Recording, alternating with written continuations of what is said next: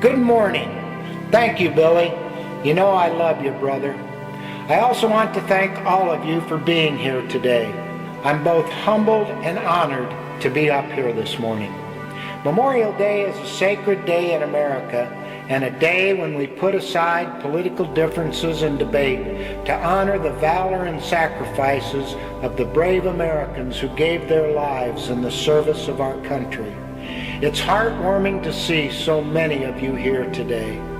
I would like to acknowledge everyone here who has served our great nation or is currently serving now. A very grateful nation salutes you. Freedom is never free. I would rather die for liberty than live under tyranny. So when I heard my country ask, "Whom shall I send and who will go for us?" I said, "Here I am, send me." Who am I? I am a carpenter, a teacher, a lawyer, a policeman, a fireman, a doctor, a farmer, a neighbor. I am your brother, your sister, your aunt, your uncle, your granddaughter, your grandson, your father, your mother, your daughter, your son. I died storming Omaha Beach in the Second World War. I died cold and tired at the Chosin Reservoir in Korea.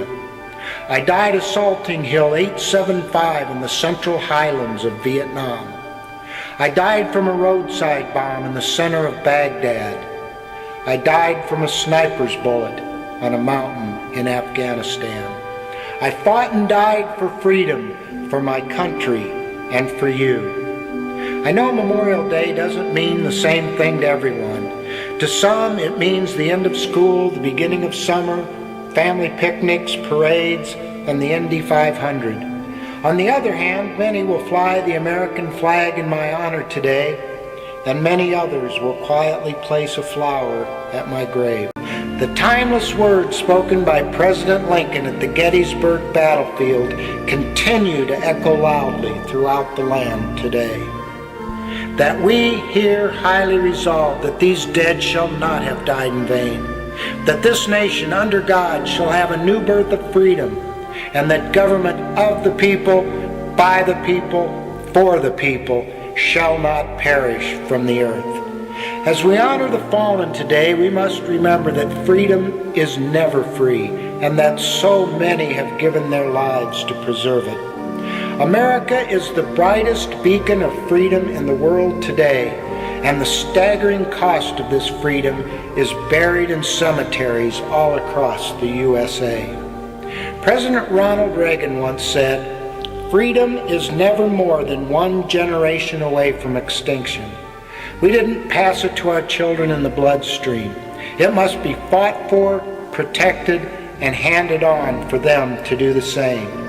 In order to ensure that those we honor today did not die in vain, we must keep the fire of freedom burning brightly, and we must not be the generation that lets that fire go out. Or as President Reagan continued, one day we will spend our sunset years telling our children and our children's children what it was once like in the United States where men and women were free. We know what our military does every day to keep us free, and we know the price the fallen have paid to keep us free. But what part do we ordinary citizens play? Well, we stay vigilant. We get involved. We vote. We hold our elected officials accountable. We support our troops and their families, and we never take our freedom for granted.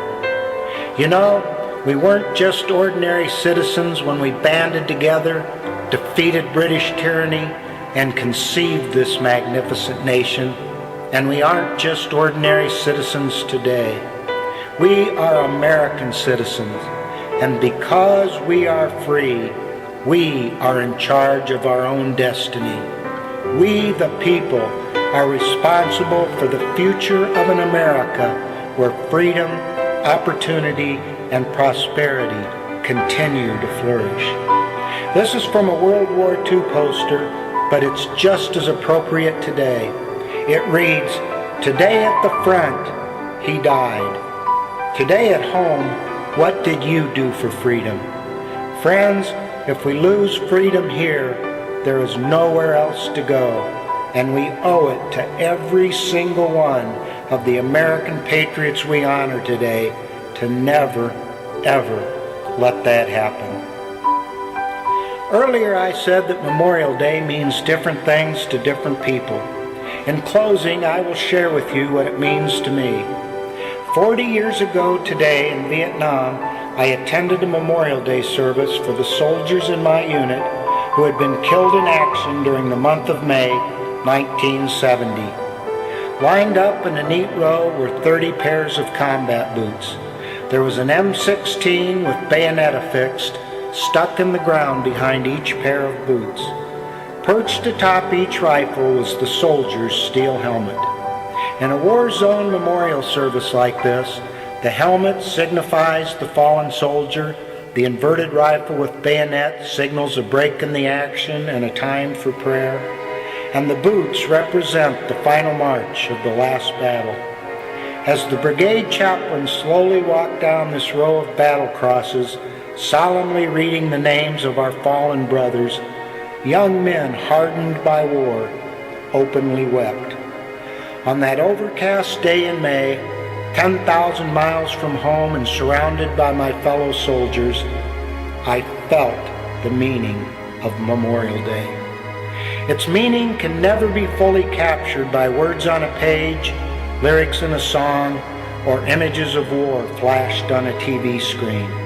No, its real meaning carves out a place in the heart with memories that can still wake you up in the middle of the night 40 years later. Memories like this one left by a nurse at the Vietnam Veterans Memorial Wall. Her war was Vietnam, but her story and her fallen hero can be found in every one of America's wars. My name is Dusty. I did 2 tours in Vietnam. One night I sat up with a 19-year-old Marine named David. He had been critically wounded saving the life of another. His kidneys had been removed, and he and I both knew the unspoken truth. He would not make it through the night. This is my gift to his memory. Hello, David. My name is Dusty. I'm your night nurse. I will stay with you. I will check your vital signs every 15 minutes. I will document inevitability. I will hang more blood.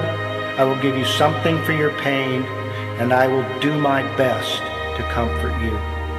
Yes, of course, I will write your mother and tell her you were brave. I will write your mother and tell her how much you loved her. I will write your mother and tell her to give your bratty kid sister a big hug and kiss. I will stay with you and I will hold your hand. I will stay with you and watch your life flow through your fingers into my soul. I will stay with you until you stay with me. Goodbye, David. My name is Dusty. I'm the last person you will see. I'm the last person you will touch. And I'm the last person who will love you. So long, David. I promise you will not be forgotten. The Bible tells us there is no greater love than to give your life for another. Our fallen comrades have demonstrated that love for us. Just think about that for a moment. Brave Americans, most of whom did not know us personally, nor we them, gave their precious lives so we could be free. In a few minutes, taps will be played, and like many of you, a tear will most likely come to my eye. Every time I hear taps, that Memorial Day in Vietnam immediately comes to mind, and I think of a poem by Walt Whitman about 2 soldiers killed in battle, a father and his son, who are buried next to each other. Standing at their graves, he writes, "The moon gives you light, and the bugles and the drums give you music. And my heart, oh my soldiers, my veterans, my heart gives you love." This, to me, is what Memorial Day is all about. Love. Love of freedom, love of country, and love for all the brave American patriots like David, who after they answered the call of duty, gave their lives for you and for me. May God bless all those we honor here today. May God bless our troops, and may God continue to bless the United States of America. Thank you.